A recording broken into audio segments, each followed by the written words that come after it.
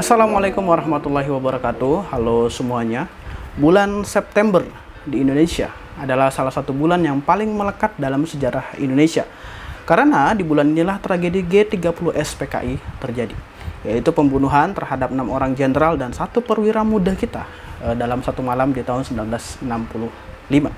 Nah, peristiwa ini kemudian membawa cerita kelam tersendiri bagi bangsa Indonesia. Ya, mulai dari pembunuhan terduga PKI yang beberapa juta orang tersebut hingga tindakan rasisme terhadap etnis Tionghoa, ya, karena diduga terkait dengan komunisme. Nah, sampai saat ini isu komunisme sendiri tidak ada hentinya bergulir setiap tahunnya di ranah politik. Banyak pejabat A yang bilang komunis angkat bangkit lagi, terus ada juga pejabat B yang mengatakan si A ini adalah komunis, dan lain sebagainya. Namun, saya yakin bahwa pengetahuan kita sebenarnya seputar komunisme itu masih sangat sedikit, ya, masih sangat pendek. Yang kita tahu cuman komunis adalah pelaku 1965. Komunis jahat, komunis melarang orang beribadah, komunis membunuh, dan banyak lainnya. Padahal sebenarnya sejarah komunis itu panjang sekali dan bermula dari suatu niatan yang sebenarnya baik. Ya, di video kali ini kita akan mencoba membahas sedikit mengenai sejarah komunis secara umum di dunia dan mencoba membedahnya seringkas mungkin.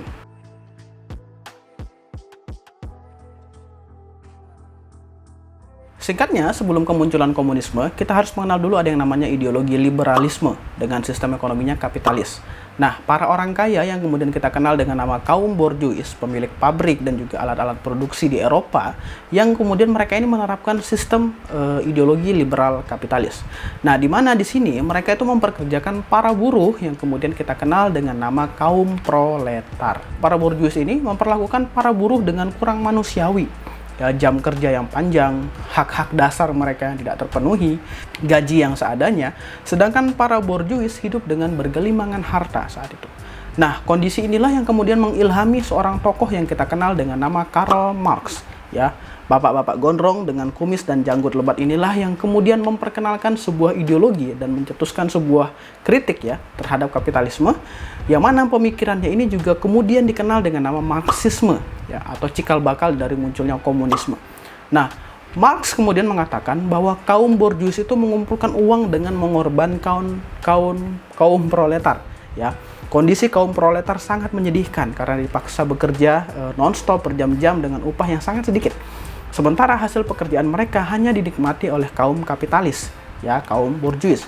Nah, banyak kaum proletar yang kemudian harus hidup di daerah pinggiran dan juga kumuh. Nah, Marx berpendapat bahwa masalah ini tuh timbul karena adanya kepemilikan pribadi, ya, dan penguasaan kekayaan yang didominasi oleh orang-orang kaya. Untuk mensejahterakan kaum proletar atau kaum buruh, Marx berpendapat bahwa paham kapitalisme perlu diganti dengan paham baru, yaitu paham komunisme. Nah, akhirnya lahirlah komunisme. Nah, secara teori, komunis itu menginginkan bahwa jika tadinya alat-alat produksi atau pabrik dimiliki oleh orang-orang kaya, para borjuis, nah, di sini komunis menginginkan semuanya itu menjadi milik bersama, milik rakyat, dikelola negara, digunakan sepenuhnya untuk kepentingan rakyat. Maka dari itu di negara komunis tidak akan ada yang namanya kepemilikan swasta, tidak ada investor, ya, tidak ada pabrik swasta, tidak ada televisi swasta, dan lain sebagainya. Semuanya dikuasai oleh negara, dikelola oleh negara, dan juga untuk kepentingan rakyat. Ya, itu adalah komunisme, cita-cita komunisme. Terdengar menyenangkan, bukan? Semuanya dikuasai negara, digunakan untuk kepentingan rakyat, tidak ada lagi yang kaya semakin kaya, yang miskin semakin miskin, semuanya setara. Nah, inilah bisa dikatakan komunisme ini adalah seolah-olah sistem terbaik di dunia. Namun pada kenyataannya tidak, ya. Komunis itu menolak kehadiran agama, ya. Karl Marx mengatakan bahwa agama itu adalah candu yang dimanfaatkan oleh kelas penguasa untuk memberikan harapan palsu bagi kelas buruh, kaum proletar. Walaupun tokoh komunis berikutnya, Vladimir Lenin, juga pernah mengatakan bahwa agama itu harus dinyatakan sebagai urusan pribadi. Ya, Lenin meminta agar agama itu dipahami sebagai suatu urusan persoalan pribadi dan tidak menjadi perhatian negara. Menurut Lenin, setiap orang yang sudah seharusnya bebas mutlak menentukan agama apa yang dianutnya, atau bahkan tanpa agama sekalipun. Jadi kayak sudah agak mirip sekuler ya, ketika itu komunis menginginkan adanya pemisahan antara agama dan negara. Nah, pada prakteknya sendiri di Indonesia, beberapa kali komunis ini memang tidak bisa sejalan dengan agama, ya. Sedangkan justru Soekarno sendiri memperkenalkan sebuah sistem yang namanya Nasakom, yaitu gabungan antara nasionalisme, agama, dan komunis, ya. Padahal kita tahu sendiri, agama dan komunis adalah dua hal yang tidak bisa disatukan, ya. Uniknya seperti itu.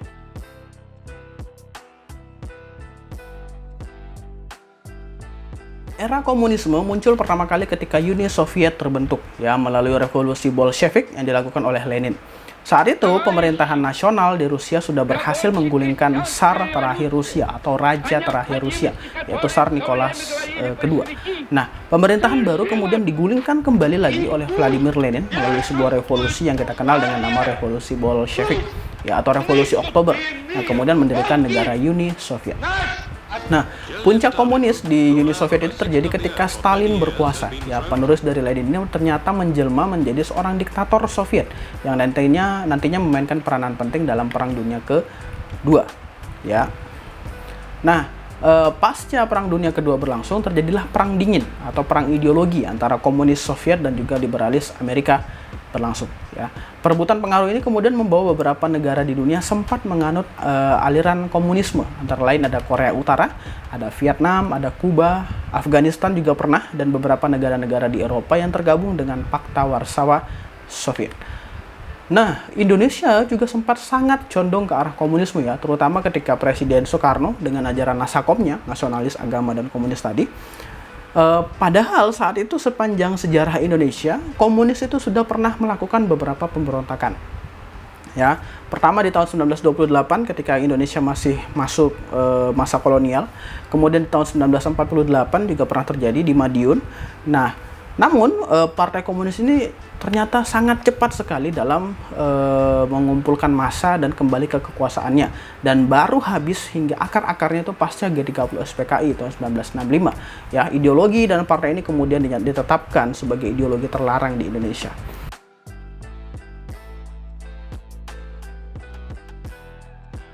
Pasca puncak komunisme di era Perang Dingin, banyak negara-negara yang kemudian menganut komunisme, ya, dengan induknya adalah Uni Soviet. Namun saat ini negara yang menganut ideologi komunis itu tersisa hanya ada 5 negara, ya, yaitu ada Republik Rakyat Tiongkok atau kita kenal dengan nama China, ada Korea Utara, ada Vietnam, Laos, dan juga Kuba.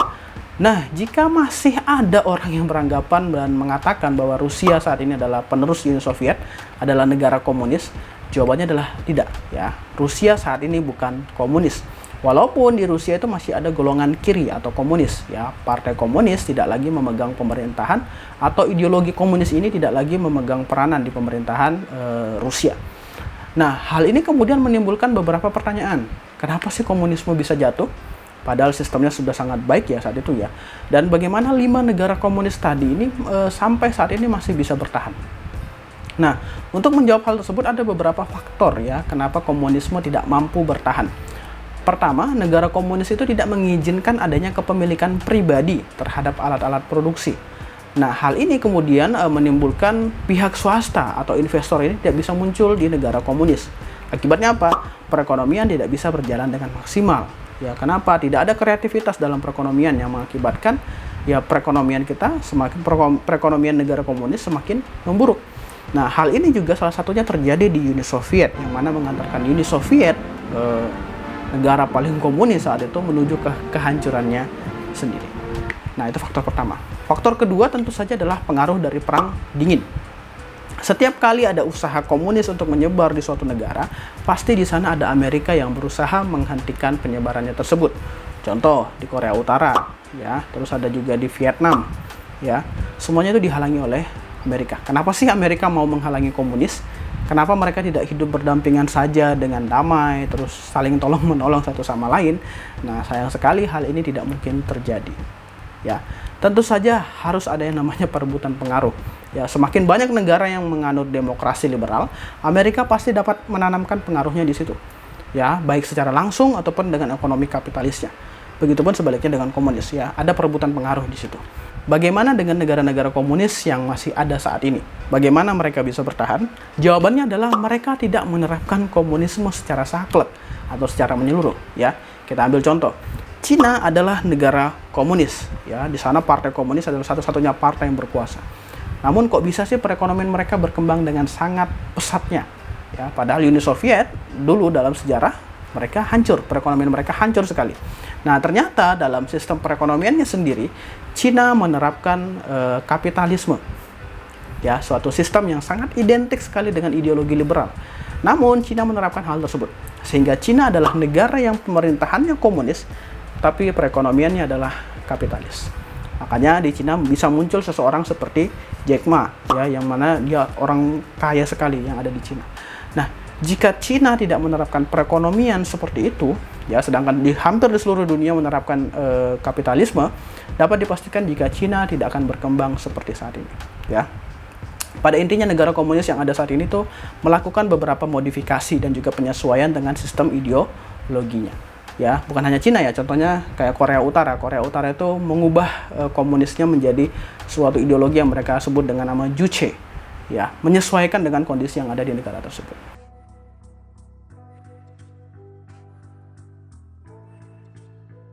Nah, pertanyaannya bagaimana dengan komunisme di Indonesia? Ya, ternyata di Indonesia komunisme itu sudah muncul sejak era kolonial. Bahkan komunis juga ikut berjuang dalam usaha memerdekakan Indonesia. Walaupun jelas, ya, negara merdeka yang diinginkan oleh komunis atau Partai Komunis Indonesia ini adalah negara yang berideologikan komunis. Ya, Partai Komunis pernah melakukan pemberontakan terhadap pemerintahan kolonial di 1928, walaupun gagal. Ya. Kemudian pemberontakan kedua terjadi lagi di tahun 1948, yang mana saat itu berpusat di Madiun, Jawa Timur, ya. Dan yang terakhir adalah di tahun 1965 melalui G30S PKI. Disinilah puncak dari keberadaan komunis di Indonesia, yang mana kemudian mereka dilarang berdiri dan banyak simpatisannya yang kemudian dibunuh. Ya, salah satu sejarah kelamnya ini. Nah, sebenarnya masih banyak fakta sejarah, ya, yang masih abu-abu seputar G30S PKI. Apakah benar PKI yang bertanggung jawab?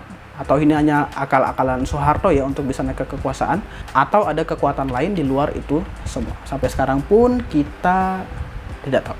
Saat ini di Indonesia kita masih sangat latah sebenarnya terhadap ideologi komunis. Bahkan dulu saya sering membaca berita banyak pelarangan-pelarangan terhadap buku-buku yang berbau komunisme. Bahkan di suatu waktu ada diskusi mahasiswa yang membahas komunisme dilarang dan dibubarkan. Ya. Saat ini komunisme sering sekali dijadikan suatu kendaraan politik ya di negara ini, terutama saat ini, ya, di bulan September, lawan politik selalu dicap komunis. Bahkan dulu pernah ada berita yang mengatakan bahwa Presiden Jokowi adalah keturunan komunis. Ya, walaupun hal itu hanyalah hoax dan tidak pernah terbukti secara valid.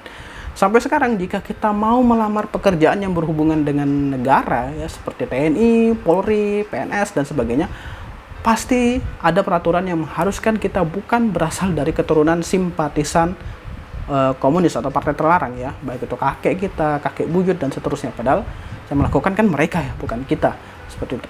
Ya, sampai segitunya lah komunis dipandang di mata masyarakat Indonesia atau diperlakukan di Indonesia.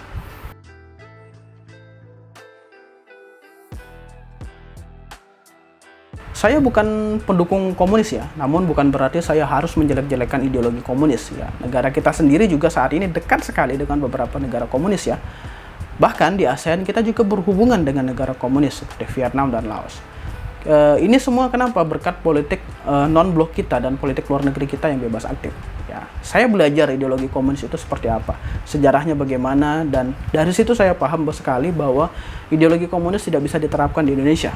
Ideologi kita adalah dan tetap adalah ideologi Pancasila. Saya Renaldi, terima kasih sudah menonton video ini. Jika kalian memiliki pertanyaan, silahkan tanyakan di kolom komentar yang ada di bawah. Jika kalian merasa konten ini bermanfaat, pertimbangkan untuk subscribe channel ini. Oke, sekian dari saya. Jika ada salah kata, mohon maaf. Saya akhiri.